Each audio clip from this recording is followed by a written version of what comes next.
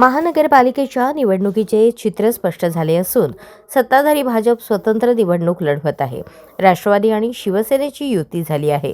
सत्ताधाऱ्यांमध्ये काटशोहचे राजकारण पाहायला मिळत आहे. 2017च्या महापालिका निवडणुकीत एकत्र निवडून आलेले विद्यमान आमदार देवेंद्र कोठे आणि एकनाथ शिंदे, शिवसेनेचे जिल्हाप्रमुख अमोल शिंदे आता एकमेकांचे विरोधक आहेत. अमोल शिंदे यांनी युतीसाठी बराच प्रयत्न केला, पण पालकमंत्री गोरे आणि आमदार कोठे यांनी प्रतिसाद दिला नाही. म्हणून शिवसेना आणि राष्ट्रवादी काँग्रेस अजित पवार गटाची युती झाली.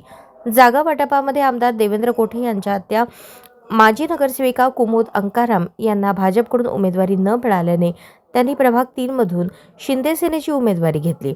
यावेळी माध्यमांना प्रतिक्रिया देताना अमोल शिंदे यांनी कोठेंना हिणवताना ज्यांनी साथ सोडली त्यांच्या पाठीशी शिवसेना असल्याचे सांगत डिवचले होते. त्या उमेदवारीची सोलापुरात चर्चा झाली. दरम्यान उमेदवारी अर्ज माघार घ्यायच्या दिवशी कुमुद अंकाराम या दुपारी 12 वाजता दिसून आल्या.